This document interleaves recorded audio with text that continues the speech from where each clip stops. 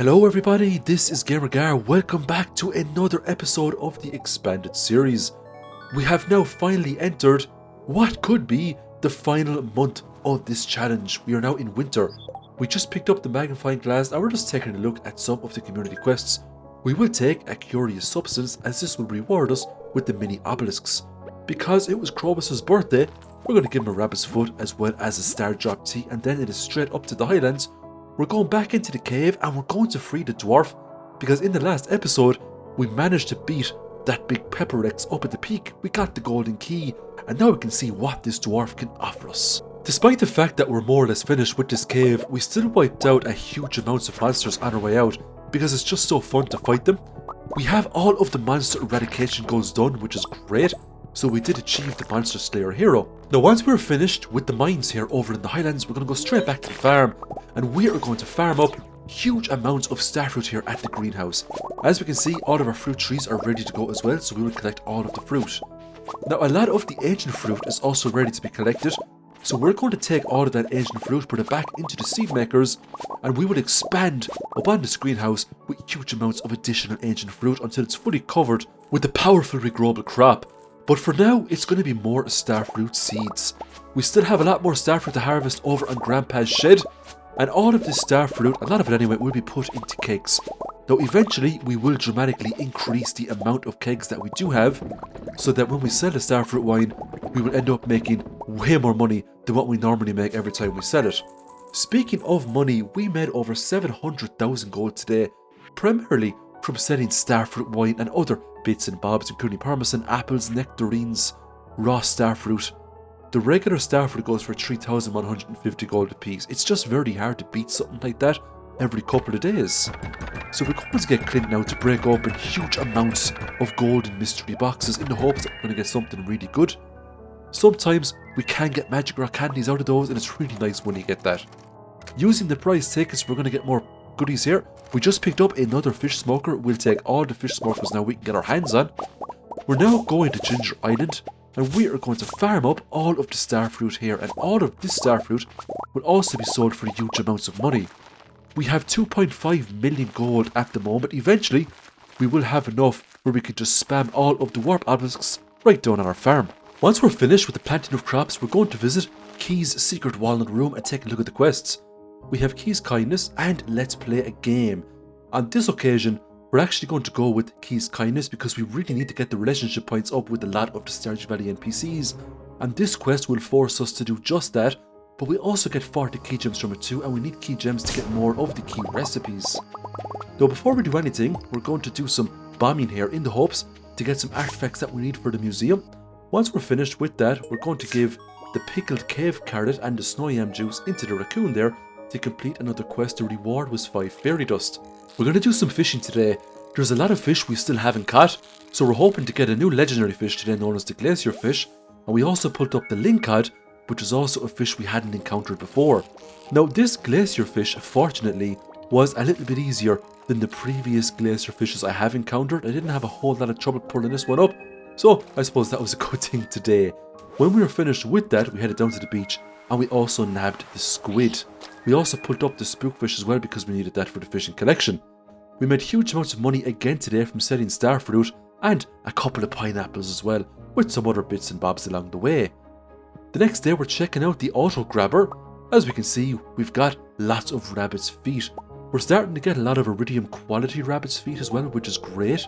Now because it was Linus's birthday, we gave him an iridium quality cactus fruit along with a star drop tea.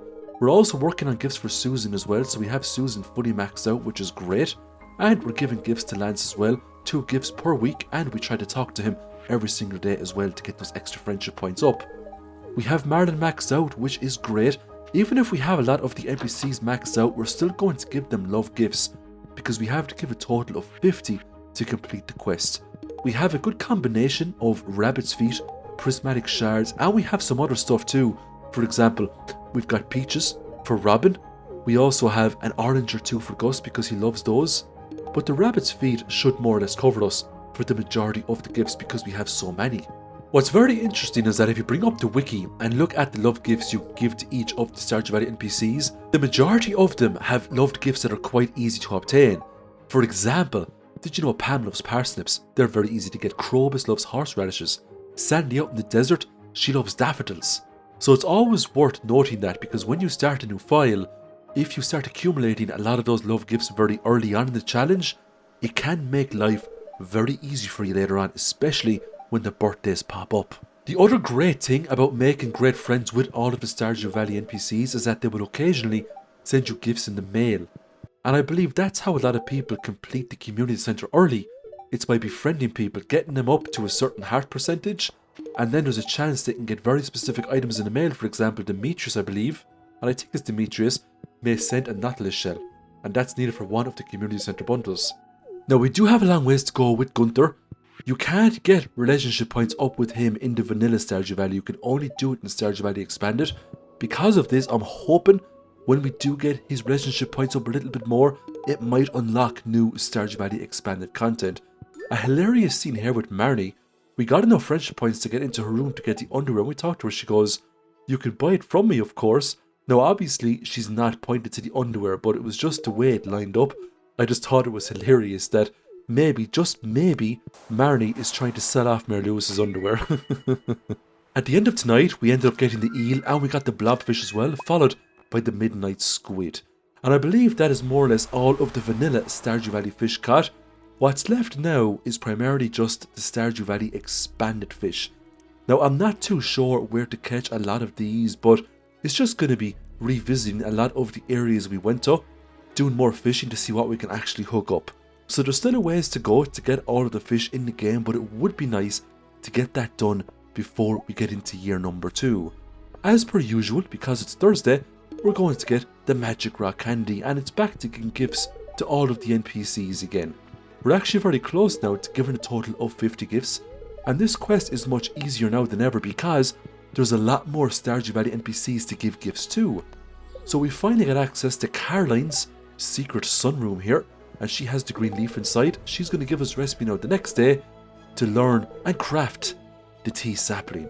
And the tea sapling used to be one of the most overpowered things you could craft in the game, especially early on because it used to sell for 500 gold, but alas, Concerned Ape nerfed it to the ground. It's only 250 gold you get now for selling it. So we purchased 2 Galaxy Souls today. We also did a very quick tour into our farm. We're going to pick up all of the cow's milk and the goat's milk, and we're going to convert a lot of that into cheese. We'll sell that then for extra profit. We're also visiting the summit just to get some more forageables here, and then we're going to take a nice stroll into the slime hutch and look at the amount of slime eggs we get to bust open. The amount of slime we got from that was huge. All of the rings and accessories that we just don't need anymore, we're going to sell them off to the Adventurers Guild just to get a few more pieces of gold in the pocket. We're also going to talk to Gil, and because we completed the monster eradication goal for the magma sprites, he's going to give us the telephone number for the Adventurers Guild, so we can now access Marilyn's item recovery service from the telephone. We're now going to upgrade our Galaxy Sword to an Infinity Sword by fusing 3 Galaxy Souls into it, and just dramatically increases the stats, including its attack power. So we now have a real powerful weapon that we can use whether we're going into the Highlands or other very difficult areas. So we went back to the mutant bug lair, we picked up the Snatcher Worm, that's something we didn't get before. We also got the goldfish just north of Sophia's vineyard, and we went back into the Witch's Swamp as well, and we pulled up the swamp crab. But that wasn't the only thing lurking in these waters. What we're about to pull up here, believe it or not, is going to be an alligator, and I thought it was actually hilarious when this thing popped out of the water. Once we were finished with fishing, we went back into the Skull Caverns in the hopes to find carbon ghosts so that they would drop ectoplasm so we could complete the Curious Substance community quest for the wizard. Now, we didn't end up getting the ectoplasm tonight, but hopefully tomorrow will be success for us. The parents have also fixed up a house for Leo, which is great. We can now encounter him wandering around Stardew Valley. We gave Claire a bouquet today. It's time to get serious. We just have to get up to 10 hearts now, pop a rain totem, get the mermaid pendant, and before you know it, we're going to be married to Claire. So we're back in the regular mines today, and the big focus of today is to get that ectoplasm off the ghosts. We did have a monster musk buff on us, so a lot more monsters did spawn in the hopes to find more ghosts to fight, because the more ghosts we encounter, the better chance we're going to grab that ectoplasm. Now, even if we didn't get the ectoplasm, we were still getting huge amounts of valuable resources, such as coal and ores. So we just got the ectoplasm there. We're going to hand that back into the wizard now, for some friendship points and a good quest complete. More importantly, we're now going to get a recipe for the mini obelisks the very next day. If we're going to get perfection, we will need every single recipe the game has to offer. 2500 gold for quest completion as well, which wasn't bad. We finally found the dwarf that we rescued. The dwarf here set up a shop in the Highlands, literally just south of the Highlands headquarter. This dwarf unfortunately only sells decorations. Now for some players, this could be absolutely amazing, but I was hoping for some recipes or, useful items I could use in my adventures. Now in all fairness, you could use a lot of these decorations to make a really cool dwarf looking farm, because he sells all of the mineral nodes, he sells the stones, he even sells the meteors that can crash into your farm, which I thought was pretty cool, but the meteors are quite expensive. I found a new cave in the Highlands. Look at the amount of diamonds in this cave. It was absolutely insane. I had to drop bombs and wipe all these diamonds out, but first I wanted to harvest the diamond flowers. Never seen those before. I also noticed that there was a new type of fish in the water thanks to my visible fish mod. So once I was finished with all these diamonds, it was going to be huge amounts of fishing in the hopes to get lots of whatever that fish was. I also pulled up a huge amount of cave jellies today as well. So the fish here was called the diamond carp. One diamond carp goes for 1293 gold. That's not bad. If we used the bait maker and if we used the quality bobber, we could make a fair bit of money from those. The next day we get the mini obelisk recipe, which was great. We're now going to go to Mayor Lewis's ticket machine, and we have enough price tickets to get another star drop tea. Now we have been fairly lucky with these, and we have gotten a lot of these from the golden treasure chests, which was great, but we still need a lot more star drop teas if we're going to max out all of the Stardew Valley NPCs. It was Caroline's birthday today. She gets a top quality rabbit's foot as well as a star drop tea, and that puts her right up to 10 out of 10 hearts. It was then off to Clint. We had a lot of golden mystery boxes, and the reason why we're getting so many is because we're fighting so many monsters. You would not believe the amount of monsters that spawn in the Highlands. You have to go there to believe it. Literally hordes upon hordes of monsters just spring up out of the ground at you. It's like a never-ending army of monsters. And when you have things equipped like the burglaring, and you have books of power such as the Monster Compendium, I mean the loot just flies all over the place. So we got a lot more artifacts today that we could donate to Gunther, which was great.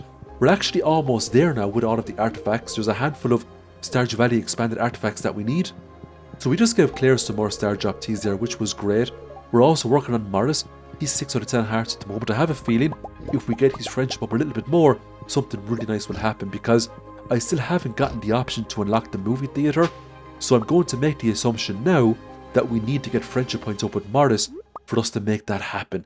And hopefully other cool things will happen as well. So we're just roaming around the secret woods here and Cindersap Forest in the hopes to find some new things. I found some bearberries. I went back to the Sprite Spring as well to pick up an unmerciful amount of winter forageables. And once we were finished picking up all of these forageables, it was time to go inside the waterfall and get all of the lovely purple mushrooms and ancient fruit with some other bits and bobs of forageables. It was finally time for the big winter fishing event. Now while we were here, I had a look at the travelling cart to see if there was any recipes, and there was. There was a chocolate truffle bar. Now it did cost 12,000 gold, but we don't have a choice. We need to get it if we want perfection. We won the fishing competition, of course, and we got all of the prizes. The prizes aren't that great, to be fair, but you know what? It's still one of those events where you have to go with Stardew Valley Expanded to get that recipe. I also finally hauled up another amber. We will absolutely donate that one to the museum. And I also picked up a rusty shield. The rusty shields are actually pretty common around this area, especially around the Adventurers Guild. It was time to collect some rewards from Gunther. We got another magic rock candy, which was great because we're after donating so many items. I believe it's over 100 to get that. We're now finally going to finish off our haul. That's going to be upgraded all the way to Iridium. Because today is raining, we're going to get a mermaid's pendant. And if you're wondering how we got it to rain in winter, it's because we popped the rain totem. It's time now for another community quest. We're going to go with Robin's project and collect 80 pieces of hardwood. That will be simple when you take a look at all of the areas we can explore to get hardwood. So we're finally talking to Claire today. We've maxed her out, given her the mermaid pendant, and we are going to have a wedding in just a couple of days, which is great. Because we have the funds, we're now going to go to the Wizard's Tower and we're going to get all 4 warp obelisks. We're going to start with the island obelisk, then we're going to get the one for the desert, then we're going to get the one for the beach, and we're going to get the one for the mountains. And that's all 4 warp obelisks ready to go. And that will give us a lot of perfection percentages as well, which is nice.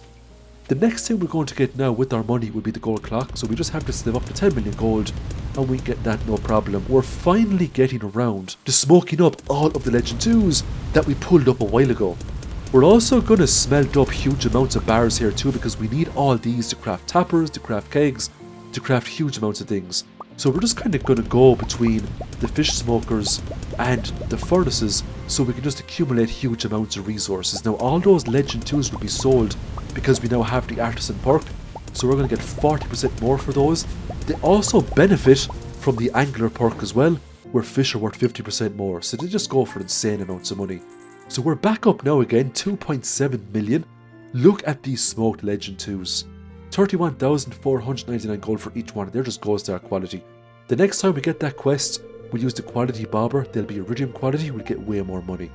We also got a visit from the wizard, and he wants to teach us a little bit more about magic, so when we have time, we'll head down to the wizard's tower to learn what it is the wizard wants to teach us.